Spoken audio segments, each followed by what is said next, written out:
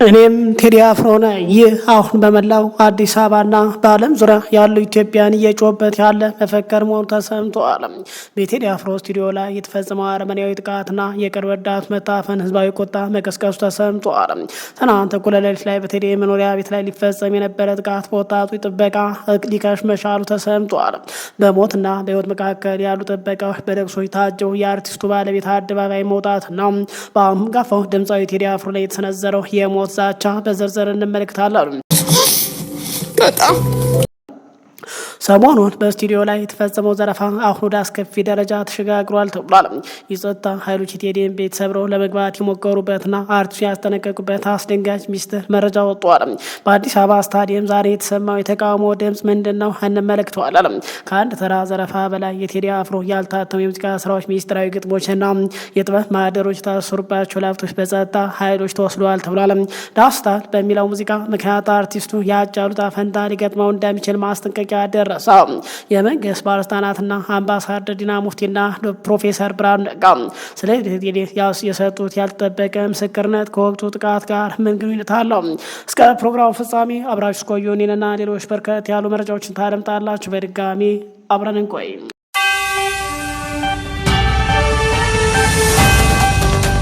ወደ ዝርዝር መረጃው ስናመራ የአርቲስት ቴዲ አፍሮ ስቱዲዮ የጸጥታ ኃይሎች የቴዲን ቤት ሰብረው መግባታቸው ተቀጥሎ ባለቤቱ በይፋ አደባባይ ላይ ስታለቅስ መታየቷ ተሰማ። ዛሬ በመላው ዓለም ያሉ የጥበብ አፍቃሪያና የቴዲ አፍሮ አድናቂዎችን ያስደነገጠ ሰበር መረጃ ወጥቷል። ታዋቂው ድምፃዊ ቴዎድሮስ ካሳሁን ቴዲ አፍሮ የግል ስቱዲዮ መዘረፉ ይታወሳል። የነበሩ ሁለት ጥበቃዎች በደረሰባቸው ድብደባ ሁለቱም ክፉኛ ተጎድተው በሞትና በህይወት መካከል ሆነው ሆስፒታል መግባታቸው ሲገለጽ በህይወት የመትረፋቸው ዕድል አናሳ መሆኑ መረጃው ገልጿል። በአንጋፋው ድምፃዊ ቴዎድሮስ ካሳሁን ላይ የደረሰ ያለው ጫና አሁን ወደ አደገኛ እርምጃ ተሸጋግሯል ተብሏል። የዓይን እማኞችና የቅርብ ምንጮች እንደገለጹ ከትናንት በስቲያ ምሽት 3 ሰዓት ገደማ በሲኤምሲ አካባቢ የሚገኝ የቴዲ አፍሮ የግል ስቱዲዮና ቢሮ ታጣቂ ኃይል ሰብረው መግባታቸው ይታወሳል። በወቅቱ ወደ ስቱዲዮ ያመራው የጸጥታ ኃይሎች የፌዴራል ፖሊስ ልብስ የለበሱና ጭንብል የለበሱ በርካታ ፖሊሶች ሲሆኑ ሁለት ፒክአፕ መኪኖች በመያዝ ማምራታቸው ሲገለጽ ጥበቃዎች ክፉኛ በመደብደብ ሙሉ እቃዎችን ጭነው መውሰዳቸው የራሳቸው ከብልጽግና ሰዎች አረጋግጠዋል። መንግስትን በፍጥነት በተለይ የወሰደውን እቃ እንዲመልስ ያሰራቸውንም እንዲፈታ በመጠየቅ ላይ ናቸው። ታጣቂዎቹ ወደ ስቱዲዮም ጥሰው ለመግባት የህንፃውን ጥበቃ በከፍተኛ ሁኔታ መደብደባቸው የተገለጸ ሲሆን ያለ ፍርድ ቤት የብርበራ ትዕዛዝ በምሽት የተፈጸመው ይህ እርምጃ የዜጎች ደህንነት ጥያቄ ውስጥ የሚከት ሆኗል ተብሏል። ይህ ክስተት ከመፈጸሙ አንድ ቀን ቀደም ብሎ በድምፃዊ መኖሪያ ቤት መሰል ወከባ ተከስቶ እንደነበር ሲገለጽ የጸጥታ ኃይሎች አርቲስቱን ከቤት በማስወጣት የቤቱን ጥበቃ በማንገራገር አርቲስቱን ማስጠንቀቃቸው ነው የተገለጸው። የመንግስት ኃይሎች በሌሊት ወደ መኖሪያ ቤቱ ለመግባት ሞክሩም አርቲስት ቴዲ አፍሮ ግን የፍርድ ቤት ማዘዣ በሌለበትና ከስራ ሰዓቶች መግባት አትችሉም በማለት በህጋዊ መንገድ ለመመለስ ጥረት ቢያደርግም በሩን እንሰብረዋለን በማለት የተነሳ አርቲስቱ በምሽቱ ወጥቶ ለማናገር ተገዶ እንደነበር ተገልጿል። ምሽቱን ወደ መኖሪያው ያመሩ የጸጥታ ኃይሎች በቴዲ ላይ የግድያና የማስፈራራት ቸው ጭምር ፈጽሟት መሄዳቸውም ተገልጿል። ቴዲ ከዚህ ድርጊት ካልተቆጠበ የነሐጫሉ ነገር ሊገጥመው እንደሚችል በጸጥታ ኃይሎች ማስጠንቀቂያ ተሰጥቶታል ተብሏል። የጉዳዩን አሳሳቢነት ከፍ የሚያደርገው የተወሰዱት ንብረቶች ይዘት ነው። የተሰበረው ስቱዲዮ ቴዲ አፍሮ እንደ ዋና ቢሮ የሚጠቀምበትና የፈጠራ ስራዎች የሚያዘጋጅበት ማዕከል ነው ተብሏል። ከስፍራው የተወሰዱ ንብረቶች ደግሞ 2 ላፕቶፕ ስፒከሮች፣ የሙዚቃ ማቀነባበሪያ ሙሉ መሳሪያና ሌሎች የስቱዲዮ እቃዎች ይገኛሉ ተብሏል። እነዚህ ላፕቶፕ የድምፃዊን አዳዲስና ያልታ የሙዚቃ ስራዎች፣ ግጥሞች እና ሚስጥራዊ የጥበብ ማህደሮች የያዙ በመሆናቸው ድርጊቱ ተራ የንብረት ዘረፋ ሳይሆን የድምፃዊን አእምሮ ንብረት ለመጉዳት የታለመ እንደሆነ ተንታኞች ገልጸዋል። ከዚህ በተጨማሪ በርካታ በእጅ የተጻፉ ግጥሞች፣ በርካታ ፍላሾች ጭምር መወሰዳቸውም ተገልጿል። አጠቃላይ ቀሪ ሙሉ በሙሉ ሰባብረው የስቱዲዮ በሮች፣ መስኮቶች ሰባብረው መሄዳቸው ተገልጿል። የቴዲ አፍሮ ምክትል ስራ አስኪያጅና የቅርብ ጓደኛው አቶ ዩሱፍ ያሲር በፖሊስ ተደብድበው ከተወሰዱ በኋላ ያሉበት እስካሁን ድረስ አለመታወቅ ተገልጿል። አሁን በስቱዲዮ ላይ የተፈጸመው ጥቃት የተቀናጀ ጫና መሆኑን ብዙዎቹ ይስማማሉ። ቴዲ አፍሮ ከቀናት በፊት ባወጣው ዳስታ በተሰኘው ሙዚቃ ላይ መቼ ከሀገር ይበልጣል እኔስ አንድ ነፍሴ ማለቱ አሁን ለደረሰበት ጥቃት እንደ ምክንያት እየተጠቀሰ በማህበራዊ ሚዲያ ላይ ከፍተኛ መነጋገሪያ ሆኖ ቀጥሏል። የቴዲ አድናቂዎች ድምፃዊ የመልክ ኢትዮጵያ መገለጫ ነው በማለትም ያላቸውን ድጋፍ እየገለጹ ይገኛሉ። ድምፃዊ ከዚህ ቀደም መሰል ጫናዎች ቢደርሱበትም የተሰጠኝ የሰው መውደድ ከቦታ ቦታ መንቀሳቀስ እስኪከብደኝ ድረስ ነው። ይህ የሚሆነው በእግዚአብሔር ነው በማለት ደጋፊዎች ያለው ክብር ገልጿል ተብሏል። አሁን ዘግየት ብሎ በወጣ መረጃ ከትናንት በፊት የቴዲን ስቱዲዮ ወሮ ከፍተኛ ዘረፋ የፈጸመው የመንግስት አለም ትናንት እኩለ ሌሊት ላይ ወደ አርቲስቱ መኖሪያ በማምራት ያልታወቁ የጸጥታ ኃይሎች በሚል ጥቃት ለመፈጸም ሙከራ አድርገው እንደነበር መረጃዎች ወጡ።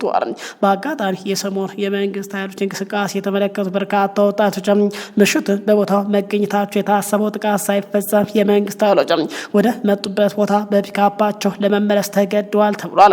ሌላው አንጋፋው ድምፃዊ ቴዎድሮስ ካሳሁን ቴዲ አፍሮ በቅርቡ የለቀቀው ዳስታን የተሰኘው ነጠላ ዜማ በአጭር ጊዜ ውስጥ የዓለማችን ትኩረት መሳሙን ቀጥሏል። ሙዚቃው ከተለቀቀ ጥቂት ቀናት ባልበለጠ ጊዜ ውስጥ በሚሊዮን የሚቆጠር እይታዎችን በማግኘት በአፍሪካ ቀዳሚ መሆን የቻለ ሲሆን በዓለም አቀፍ ደረጃም ከፍተኛ ተደማጭነት ካላቸው ስራዎች ተርታ ሊሰለፍ ተገዷል። ይህ ስራ በአዲስ አበባ ነዋሪ ዘንድ ያለውን የኑሮ ውጣ ውረድ፣ ፍቅርና ማህበራዊ ትውስታዎች በጥበብ የዳሰሰ መሆኑም በብዙዎች ዘንድ የከተማ ድም ተብሎ ተወድሷል ተብሏል። አርቲስቱ በስራው የገለጻቸው ስሜቶች ህገ መንግስታዊ የመግለጽ መብትን የተከተለ እና ጥበባዊ ድፍረት የተሞላባቸው መሆናቸው ታዛቢዎች በመግለጽ ላይ ይገኛሉ። ይሁን እንጂ ይህ የጥበብ ስራ ስኬት ከተለያዩ ወገኖች የሚሰነዘር ጫናዎች አላመለጡትም።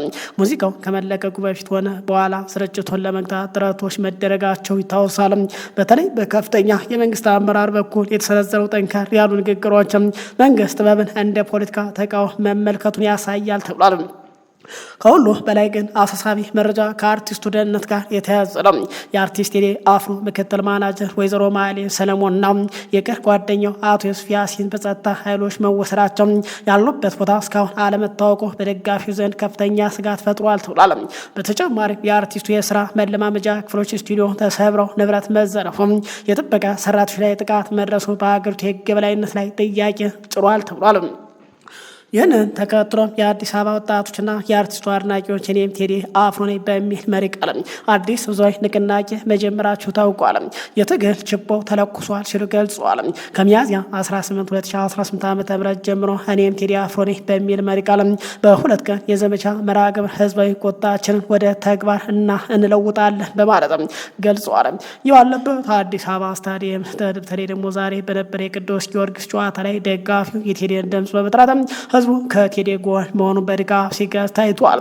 ይህን ተከትሎ ምሽቱን የመንግስት ኃይሎች ተጨማሪ ወጣቶች በማሰር ላይ መጠመዳቸውም ተገልጿል። ይህ ንቅናቄ ለፍትህና ለሀሳብ ነጻነት የሚደረግ የሰላማዊ ትግል መሆኑን አስተባባሪዎች ገልጿል። በውጭ የሚኖሩ ኢትዮጵያን በዲፕሎማሲያዊ መንገድ ድጋፋቸው እንዲያጠናክሩ ጥሪ ቀርቧል። የቴዲ አፍሮ ስራዎች ከግል ስሜት ባለፈ የሀገርና የህዝብ መገለጫ ናቸው የሚሉት ደጋፊ አርቲስቱ ላይ የሚደረገው ጫና እንዲቆምና የታሰሩ ባልደረቦች እንዲፈቱ በጽናት እየጠየቁ ቀጥለዋል። ባለበትም በቴዲ ጉዳይ አሁን የመንግስት ባለስልጣናት ሳይቀር አድናቆታቸውን በመስጠት ላይ ሲጠመሩ ከቀናት በፊት በዋቸው ጉድ ቀርበው የነበሩት የትምህርት ሚኒስትር ፕሮፌሰር ብርሃኑ ነጋ ቴዲ ዘፈኑን አብስተው እንደሚያደንቁ መግለጻቸው ይታወሳል። አሁን ደግሞ በእግረኛው ሚዲያ ቀርበው የነበሩት አምባሳደር ዲና ሙፍቲ ቴዲን አብስተው እንደሚያደንቁ በይፋ ሲናገሩ ተደምጠዋል። አምባሳደሩ አድናቆታቸውን ገልጸው በፍራቻ ከሰሞኑ ጋር ህዝቡ እንዳያገናኝባቸው በስጋት ሲናገሩም ተደምጠዋል። አምባሳደር ዲና ሙፍቲ ለጥበብና ለጥበብ ሰዎች ያላቸው አክብሮት እጅግ የላቀ እንደሆነ ገልጸዋል። በቆይታቸው ያለ ጊዜያቸው ስላለፉት እነ ታምራት ደስታና ማዲንጎ አፈወርቅ ያላቸውን ትዝታ ካነሱ በኋላ ስለ ድምፃዊ ቴዎድሮስ ካሳሁን ቴዲ አፍሮ ያላቸውን አድናቆትም ገልጿል። አምባሳደሩ ሲናገሩ በተለይ ስለ ቴዲ አፍሮ በጣም ደስ ይለኛል፣ የኢትዮጵያ ስሜት ስላለው በጣም ወደዋለሁ። ቴዲ በዚህ ምድር ላይ የሚወዳደር አለ ብዬ አላስብም ሲሉ ገልጿል። ከጥንታዊ ድምፃውያንና ሙሉቀን መለሰ፣ ኤፍሬም ታምሩና አሊ ቢራን እንደሚያደንቁም የገለጹት አምባሳደሩ አሁንም በወጣት ዘፋኝ ዘንድ ቴዲ አፍሮ ያለው ተቀባይነት እጅግ አስደሳች መሆኑን ጠቁሟል። ሌላው በቆይታቸው ወቅት አዝናኝ የነበረው ነጥብ አምባሳደር ዲና ካለ ሎሬት አፈወርቅ ተክሌ ጋር ያላቸው የፊትና የጸጉር አቆራር ተመሳሳይነት ነው። አምባሳደር ዲና ሙፍቲ ይሁን እንጂ ቴዲን ማድነቃቸውን ገልጸው ከሰሞኑ ከዳስታል ጋር ግን ፈጽሞ ህዝቡ እንዳያገናኝብኝ ወደ ፖለቲካ እንዳይወስድብኝ ሲሉ አጠቃላይ ህዝቡን ሲማጸኑም ታይቷል። ብዙዎቹ ዝምድና ይኖራቸው ይሆን ብለው እንደሚጠይቋቸው የገለጹት አምባሳደር የስጋ ዝምድና ባይኖራቸው ዝምድናችን ሀገራዊ ዝምድና ነው፣ ኢትዮጵያዊነት ነው ማለትም በሚያስገርም ፍልስፍና የምላሽ አልፈውታል። አምባሳደር ዲና በአዲስ አበባ ዩኒቨርሲቲ የፖለቲካ ሳይንስ ተማሪ በነበሩበት ወቅት የነበረው ትዝታ ሲያጋሩም በወቅቱ ተማሪዎች ዓለም እንዴት ሰነበተች ተብለው ይጠሩ እንደነበረ በሳቅ አጅበው ገልጸዋል። ይህም የሙያው ባህሪ ሁልጊዜም ራስን ከዓለም አቀፍ ሁኔታዎች ጋር ማዘመን እንደሚጠይቅ ለማሳየት ሞክሯል። በተጨማሪ በስማቸው ስለተከፈቱ የቲክቶክ ገጾች ሲጠየቁ ምንም አይነት የቲክቶክ ገጽ እንደሌላቸውና በስማቸው የሚንቀሳቀሱ የእሳቸው እንዳልሆነ በግልጽ አስታውቋል። በመጨረሻም ዲፕሎማቱ ወደ ፓርቲ ፖለቲካ ዘግተው ስለመግባታቸው ለቀረበላቸው ጥያቄ ሲመልሱ እኔ ፓወር አምቢሽን የስልጣን ጥመኛ አይደለሁም ብሏል። ለእሳቸው ትልቅ የስልጣን እርከን አምባሳደርነት መሆኑና ወደ ፓርቲ የገቡት ከስልጣን ፍላጎት ይልቅ ለሀገራዊ ግዴታ መሆኑን አምባሳደሩ ገልጸዋል። በቴዲ ጉዳይ እንግዲህ በርካታ የመንግስት ባለስልጣናቶች ጀነራሎች ሳይቀር ለሁለት ተከፋፍለዋል ተብሏል። በተለይ ደግሞ በአዲስ አበባ የቴዲን ሙዚቃ የሚያዳምጡ ወጣቶች አሁንም እየተፈለጉ እየታሰሩ እንደሆነ መረጃዎች ገልጸዋል። ሌሎችም ከቴዲ ሙዚቃ ጋር ያለው በኢቲቪና በሌሎች ሚዲያ የሚተላለፉ ፕሮግራሞች እና አጠቃላይ ድራማዎች እየተስተጓጎሉ ቀጥሏል። ክቡራን አድማጭ ተመልካቾች የዛሬ መረጃ ይህን ይመስላል።